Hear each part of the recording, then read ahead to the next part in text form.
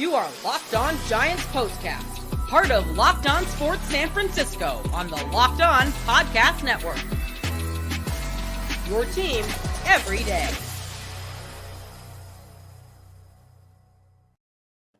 Yo, what's up, everyone, and welcome back to the Locked On Giants Postcast.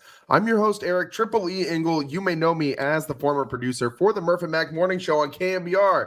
And today, the Giants can't turn their concepts for a win into an actual real-life win tonight as they fall 3-2 to the Milwaukee Brewers. And for the second time in about 2 weeks, the Giants were absolutely dominated by Aaron Cy Young Civale. And of course, Civale is nowhere near Cy Young caliber, but if he pitched against the Giants every day, he probably could be. Today, he gave up just 2 runs over 5 1/3 innings, which is actually worse than the last time they faced this guy when he tossed 7 shutout innings. Landen Roupp also made his first career start and rolled through 5 solid innings on the hill tonight. We'll break it all down, but first, I want to thank all of you for watching us on the Locked On Sports San Francisco YouTube channel. Please hit that subscribe button. Thanks also for listening on the Locked On Giants podcast feed and making us your first listen following these Giants games. And make sure to check out the Locked On Giants Daily Show for more in-depth coverage for your second listen. Ben Kaspick does a great job. And today's show is sponsored by FanDuel. Now through September 22nd, all FanDuel customers can bet just $5 and get a free 3-week trial of NFL Sunday Ticket from YouTube and YouTube TV. How cool is that? Just visit FanDuel.com to get started. And in the top of the first, Brewers got on the board right away. Roupp was pretty good tonight, although he was a little shaky in that top of the first. His first career start for Landen Roupp. You can't knock him too much for it. But he was missing high a little bit. And of course, if you miss, you don't want to miss high, but lessons to be learned for a kid in his very first start. And by the way, it was Landen Roupp's birthday today.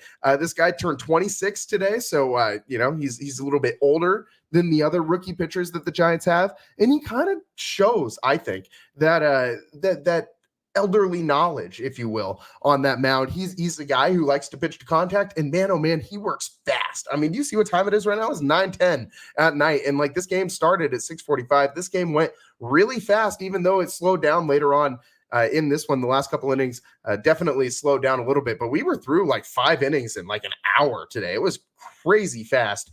Roupp he doesn't like to step off that rubber at all. He's just firing out there, but he also pitches to contact. As I said, he's a guy who likes to live low in the zone. He's got a really great curveball. He snaps that thing off like nobody's business, and it when he tunnels it with that 2-seamer, which really has developed a lot this season. I mean, he has really made that pitch into a weapon. In one of those, those pitches break in opposite directions. Of course, the 2-seamer has the arm side run horizontally, and that breaking ball snaps in the other direction towards his left hip and breaks straight down. So, I mean, 2 pitches that move in the opposite direction and look the same out of the hand makes him very tough. He's also developed a little bit of a changeup recently.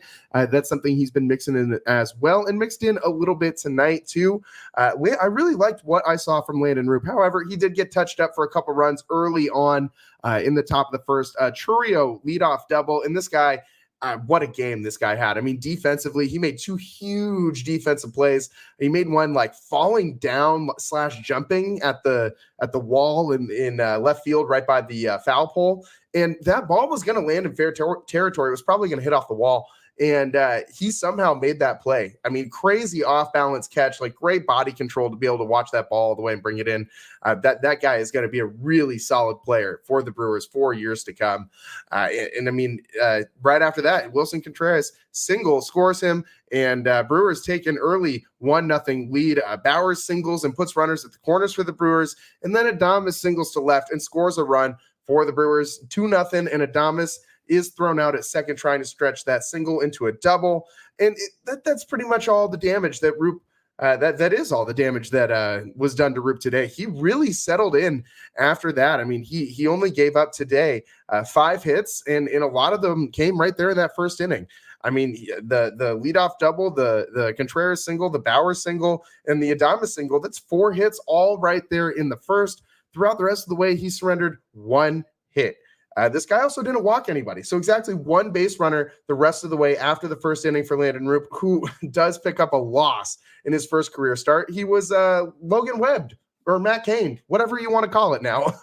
The Giants only giving him 2 runs of run support, 4 hits. That's not very good. That's not going to get it done, especially when you got a guy like Aaron Civale on the mound. And we've done this before. I just did this show 2 weeks ago. This guy, if you forgot, has a season ERA of 4.62. And the Giants only managed 2 or 3 hits off of this guy. Civale gave up, 3 hits tonight and only walked 1. This guy is not a very great pitcher. I mean, I will give him some credit. He had a good month of September. In September, he had an ERA of 3.29. Of course, that 7 shutout innings against the Giants, helped him out a lot. That was the most innings he had pitched all season long. Today was a little more in line with what we've seen from Civale. I mean, last time he was out there, he pitched 5 innings, gave up 3 runs. So it's about the same thing that he did tonight, and that was against the St. Louis Cardinals. But ultimately, the Giants, if they were able to get that 3rd run, that would have been a big deal because that would have tied this game. The Giants just atrocious at the dish today. I mean, only 2 at-bats with runners in scoring position. 2.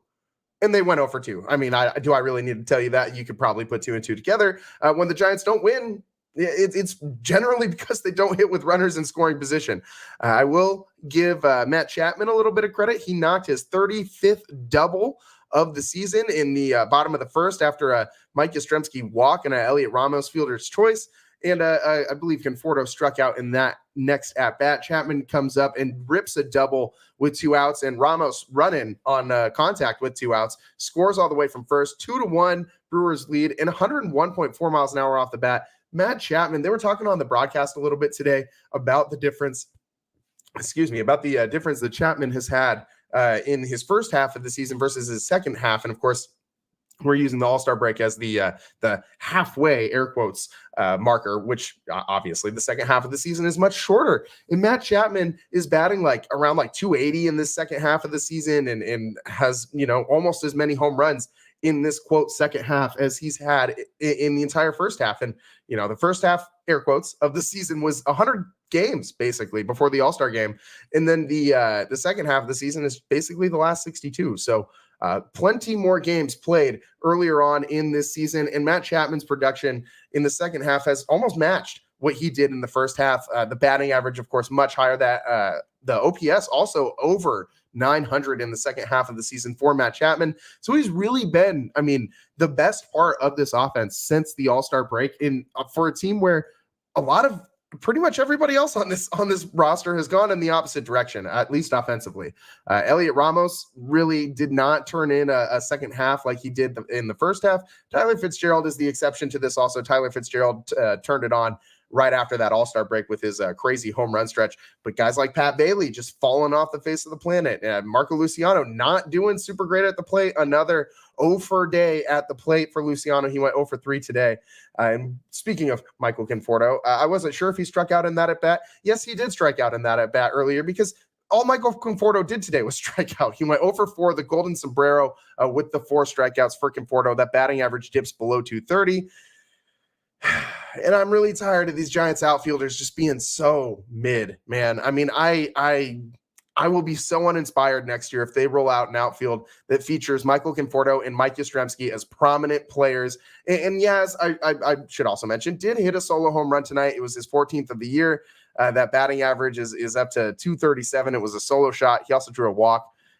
But if Mike Yastrzemski is a 4th outfielder, that's okay.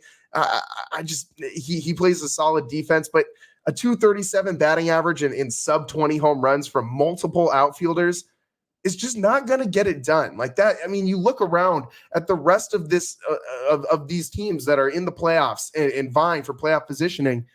You can't have an outfield that's that weak. You just can't. You have to bring something more than just, if you're going to have this kind of a offensive production from your outfield, you at least need them to be top tier defenders. And Mike Yastrzemski, I'm not going to say he's a top tier defender, although he is excellent in Oracle Park in right field, defending balls off that wall. I don't think there's anyone better. So for Oracle Park, Mike Yastrzemski, I guess, could be a borderline top tier defender, but Conforto absolutely is not. I can't stand watching this Giants lineup anymore. very uninspiring. I mean, Lamont Wade Jr. has fallen off a cliff in the second half of the season too. You remember when that when he was batting like over 300, like 330? Well, that batting average is now all the way down to 261. He did pick up a hit today, but man, 261 for Lamont Wade. Just everybody seems to just be falling off a cliff in this second half of the season. We all know what Pat Bailey's struggles are like. He went 0 for again today at the plate, 0 for 3, batting average down below 230 as well for Pat Bailey. And with him, the OPS sitting at 625. That's really bad. Luciano, not much better, 627 OPS. This Giants offense is uninspiring. It is lethargic. They don't know how to hit right now, man. And even with, I mean, they had multiple innings today where they got the leadoff runner on. And I'm talking about like the bottom of the seventh, Canna leadoff walk, but the Giants can't do anything, and they ground into a double play to end the inning. I mean, it's just, again, and this game ends with a Tyler Fitzgerald strikeout to end the game with the tying run in scoring position. And this was only their second at bat with the runner in scoring position. All of these at-bats seem the same. The Giants end up striking out or hit a weak pop-up somewhere in the infield or just hit a dribbler. And none of these at-bats are inspiring. And when I say hit a dribbler, I mean they also hit it in like the one place where you can't in order to not advance the runner. Like they cannot hit a ground ball to the right side of the infield to save their lives. In these situations, they don't know how to bunt. They don't know how to, I mean, this wasn't a sac fly situation or a bunt situation for Fitzgerald necessarily. Obviously not a sac fly situation with 2 outs, but they have such bad situational hitting. And tonight was just, I mean, it wasn't just situational hitting tonight. It was all sorts of hitting. You only get 4 hits against, Civale. And I know the Brewers bullpen is pretty damn good. And I'm not going to knock the Giants for not being able to come back against Devin Williams. But man, in the final night, wearing the Creamsicle City Connects, how fitting would it have been if the Giants got a walk-off win? I had that in the back of my mind, just sitting there thinking, man, they might just do it. They might just come back just for tonight. And that would have really been fun, man. That would have put a big old smile on my face. But the Giants can't do it. And it brings an end to the City Connects in San Francisco.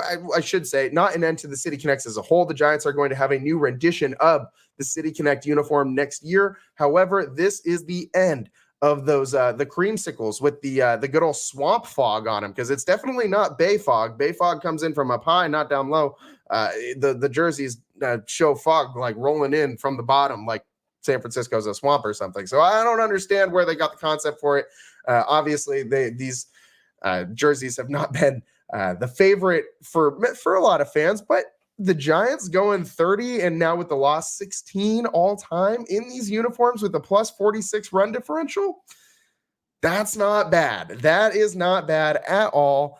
Although the Giants now 4-6 in the uniforms this season, but let's just for fun. On the other side, we'll talk about Landen Roupp's day. On the other side, later on in the show, we'll get into some of the really fun moments from the City Connect jerseys. I was thinking about this as the game was going on today, and there have been some pretty wild moments, even this year and in general in those City Connects and the Giants. You know, I'll give you my thoughts on them switching up the City Connects as well, although I'm sure you can guess what they are. Thanks for tuning in tonight to the Locked On Giants postcast. I'm your host, Eric Triple E Engel. We're going to take a quick break today. We should also mention, we said it was Landen Roupp's birthday. It's also Marco Luciano's birthday. Dude turns 23 years old today. I am incredibly tough on this kid, and he is only 23, but I still have hope that this guy can be a solid player for the Giants. I don't really have too many questions about the bat, and that's a big plus. I just have questions about where this guy fits in defensively, and if he can be a true DH for the Giants, if he just doesn't have a defensive position. So we can maybe get into that a little bit later on too, although I'm not sure if we'll have time for that tonight on this short show. But anyways, we're going to take a quick break here. On the other side, Landen Roupp rolled big time today through five innings, pitched on the mound. We'll get into that. His first career start for the Giants. We'll be right back on the Locked On Giants postcast.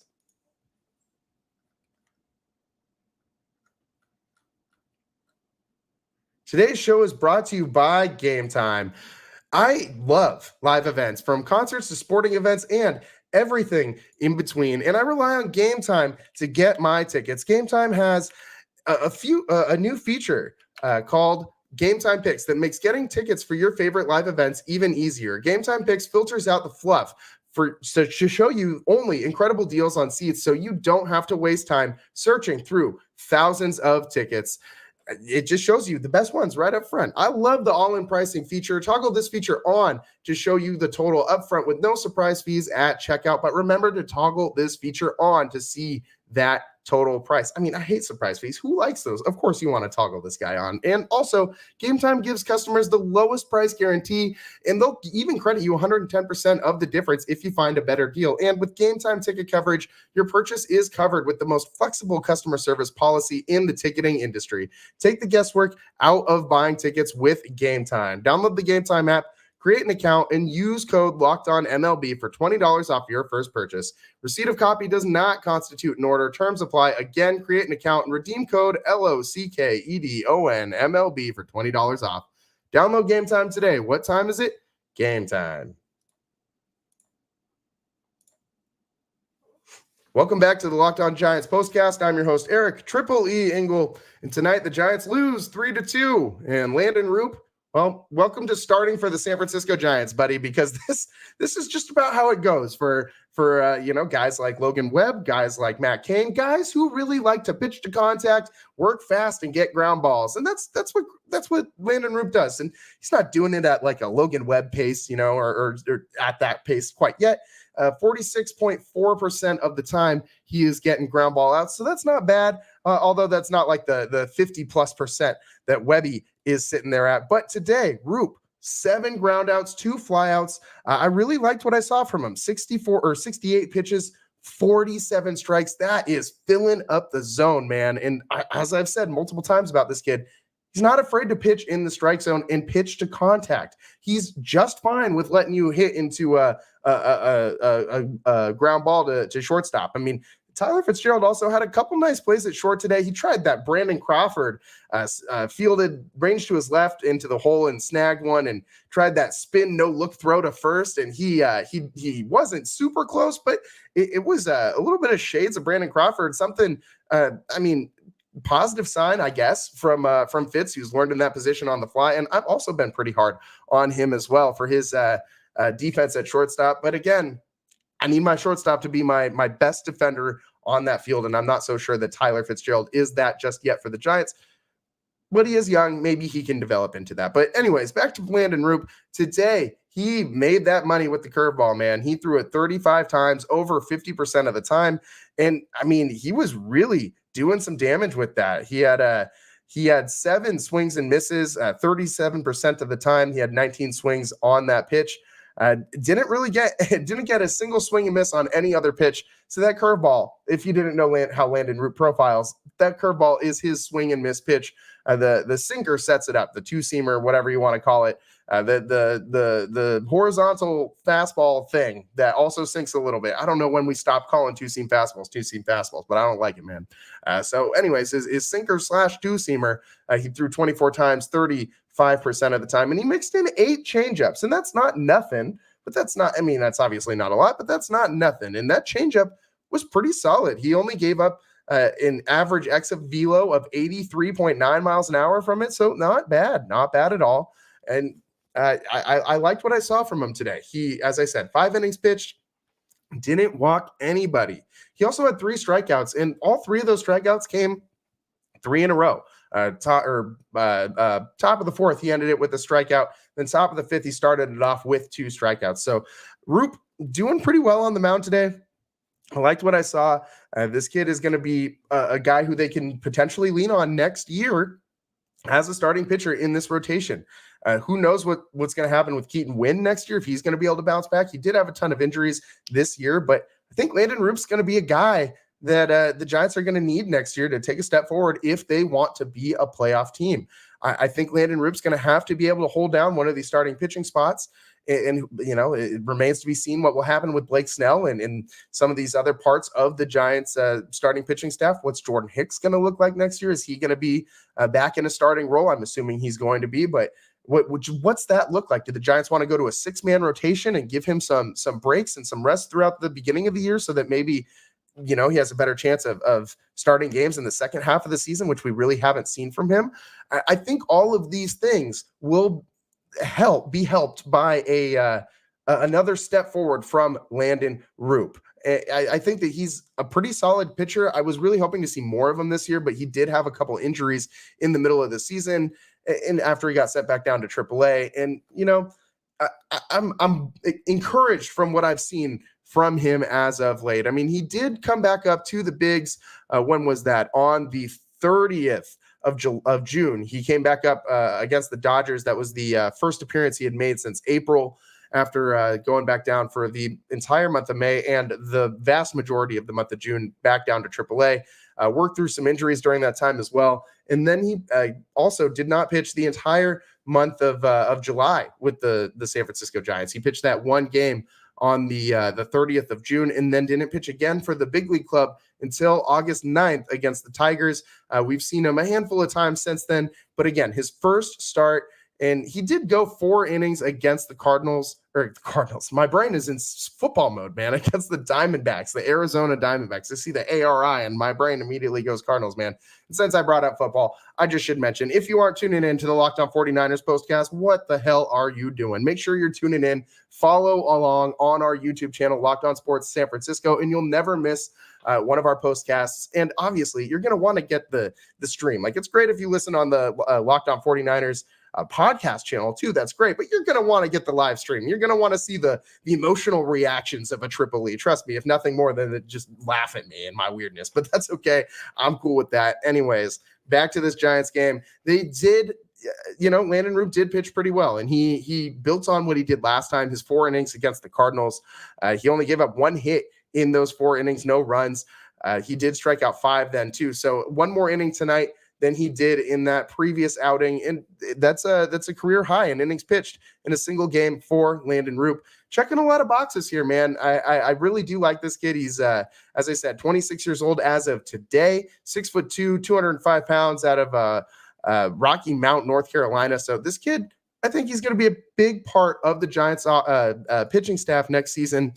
And I think they really need him. I kind of feel like he's in a similar position to where Keaton Winn was at the end of last season, where the Giants like the guy. They know that he's a serviceable pitcher, but what's going to happen next year? It looks like he's tracking in the right direction, but so was Keaton Winn before he blew it all up. He did have to deal with a lot of injuries though, but that was the same thing we were saying about Keaton Winn last year around this time. Was this guy maybe could be a good piece for the Giants starting pitching staff going into next year? And if he can be, that could be a big difference maker for them. And lo and behold, Keaton Winn, not a difference maker this year, at least for the Giants, maybe for everybody that they played, serving up home runs on a platter. Keaton Winn was, but man, oh man, Landen Roupp, really efficient night for him on the mound. 60-something pitches, 68 pitches over 5 innings of work. That's really, really solid. So good night for Roupp. Not so good of a night for the Giants in the City Connects. And it would have been great to see them finish out the Creamsicle City Connect era with a win in these jerseys. But they can't do it. The magic has run out officially. I think this is the year that it has officially run out. And we'll get into some of the City Connect memories on the other side, and also my thoughts on the timing of moving on from these unis, and if it's a good idea or not. I think you probably all already know what I have to say about this. Stick with us on the Locked On Giants postcast. On the other side, we'll get into these creamsicles. I'm your host, Eric Triple E Engel. We'll be right back. Today's show is sponsored by FanDuel, and you've heard us talk a lot about FanDuel, America's #1 sportsbook. Well, today we have something a little different for you. Now through September 22nd, all FanDuel customers can bet just $5 and get a free 3-week trial from NFL Sunday Ticket from YouTube and YouTube TV. How cool is this? Then with the YouTube TV base plan, you'll be able to watch every regular season Sunday afternoon out-of-market game. All you need is a Google account and a current form of payment, and you can cancel anytime. And if that's not enough, FanDuel also has something special for our listeners this weekend. Make sure you're checking out everything going on FanDuel, on your FanDuel account, and get in on all the promos. And make sure you're checking out everything. Just visit FanDuel.com and download America's #1 sportsbook.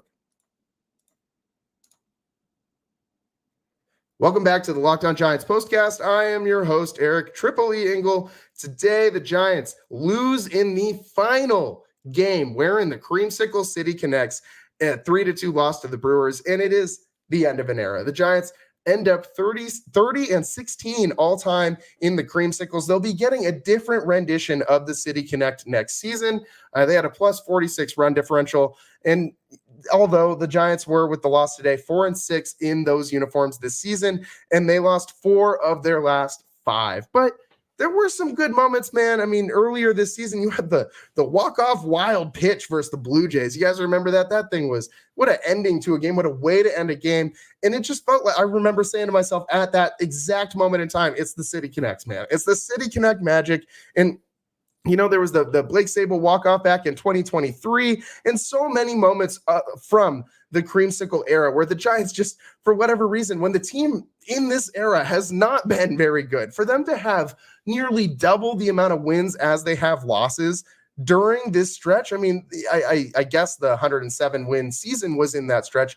But last year, the Giants were really good in the City Connects last year, and they were awful at the end of the season. I mean, barely, right around 500 to end the year. And the Giants this year seeming to do the same thing, although they weren't as good in the City Connects this season. And man, I'm not really hating that they're moving on from this. I mean, let's be real. These were one of the worst visuals in all of sports, especially in the beginning when they came out and the Giants still had the black batting helmets going out there with those very soft colored, like orange and white jerseys. Not a good look, man. And they were wearing those black cleats as well out there. And eventually, you know, the next season, that after they had first introduced it, the second season that they brought it out, they at least changed the helmet so that they had the matching helmets. And most players went to the white cleats. Shout out Brandon Belt. Never change, buddy. Just keep wearing those black cleats. Who cares what color uni you got? And it looked a little bit better. I also remember Wade Meckler wearing some black cleats out there with the City Connects. Yeesh. But did I say Wade Meckler? I meant Brett Wisely. I don't know why Wade Meckler just jumped into my head. It was Brett Wisely. I remember wearing the black cleats with the City Connect unis. But just a rough look for the Giants. I think even it became fun when the Giants started winning in them, and I think it made us all like these City Connects a little bit more. But this season, man, going 4-6 in the City Connects, it's not the worst thing that could happen, because at least we can all get behind the fact that if the magic has run out, it is time to move on from these uniforms. And that's exactly what the Giants are going to do next season. They'll have a new rendition of the City Connect unis. And let's, look around MLB. There have been some other teams that have already made a switch into a second edition of a City Connect. I hate to bring this up, but the Dodgers are one of the teams that now, like, their current City Connect is a hell of a lot better than their old one. I mean, the old one that made them just lean into the whole Smurf thing, the all blue look with the blue pants and the blue jerseys, not a good look. I'm not a fan of those blue colored pants. That was pretty funny. I was a fan of the Dodgers wearing it because it was a good laugh. But yeah, I don't want to see the Giants get worse than this. I don't think it can be possibly worse than this. So that's one thing for next season that you can bank on will be better than this season, is the Tuesday City Connects are going to look a lot better. And the Creamsicles, they were like, The Athletic did like a poll earlier this year where they ranked amongst their staff writers the baseball City Connect jerseys, and the Giants got 24th, which is not very good. And they said that they looked like little tins of orange sherbet running around on the field. And I can't say that they're wrong, man. This team, they look entirely unserious on the field, and they look especially unserious when they're wearing these uniforms in play in the way that they have been. It's just not a good look. But since there are a couple birthdays in the Giants dugout today, maybe they can bring some orange sherbet in for Marco Luciano and Landen Roupp to match these orange Creamsicle jerseys, just for one last time, just for good times, just for old time's sake, just to remember the Creamsicles. And yeah, well, they'll probably be memorialized some way around Oracle Park. I wouldn't be surprised if you see one hanging like over in the near where they hang the World Series trophies and stuff, like just not in that same box. I'm not saying that, but like, put it up somewhere on a wall over there and say, hey, remember this, and put the Giants record under it. Wouldn't it shock me if they threw it up there somewhere? That'd be kind of interesting, but who knows? I did want to get into one more quick thing. I know we're up against it. We're about to wrap this show up, but I do need to mention Mike Yastrzemski is the San Francisco Giants nominee for the best award in all of baseball. And no, it's not the MVP. Of course it's not. And it's not the Willie Mack Award either. It is the Roberto Clemente Award. It's, given to the, it's baseball's most prestigious honor in memory of Roberto Clemente and in all the charity work he did, the philanthropy, the community involvement, and just exhibiting extraordinary character and positive contributions both on and off the field. And Mike Yastrzemski is the Giants nominee for this. It's his first ever nomination here on this award, not the award, but here on the nomination from the Giants yesterday. To vote for Yaz, go to MLB.com/Giants. It's on the drop-down menu on the right. And, Yaz has been a great Giant during his time here. Does a lot with the Mustache May thing and his philanthropy for mental health, advocating for mental health. And, I think Mike Yastrzemski really is someone who's out there in the community a lot in the Bay Area doing good things. I think he would be a worthy nominee for the Giants for this award. So go give Mike Yastrzemski some love. Go to MLB.com/Giants and throw him some votes. And, shout out Mikey Yaz. He hit a bomb tonight, over barely squeaked one over that right field wall and held it inside that foul pole. But it did keep this game a one-run game. One-run games, Giants, there they go again. Not so great in these one-run games.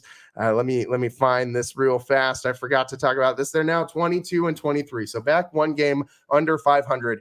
22-23, man. That is, 51-run games in one season. That is a whole hell of a lot for the Giants. If they were just marginally better in these games, they'd be in the thick of this playoff race heading down into the end of this month. But they're not, and the Giants instead are cruising towards another season under 500. With the loss today, the Giants fall to 71-74, sitting right around 2 to 3 games back as they have been for the entire last couple weeks. It seems like they've been floating around right just below 500, and the Brewers improved to 83-61 with the win. That's about all the time that we got for you guys today. Thanks for tuning in on the Locked On Giants postcast, making us your first listen following these Giants games. And remember, for your second listen, tune into Ben Kaspik's daily show. Ben's always got some great insights and great numbers for all of you. And I always feel a little smarter when I listen to Ben shows. You know what I mean? So make sure you're tuning in. And we'll see you next time. Tomorrow night, we come to you live again. Giants Brewers Game 2 from Oracle Park in this best of 3. Thanks for tuning in. I'm your host, Eric Triple E Engel. We'll see you next time. Peace.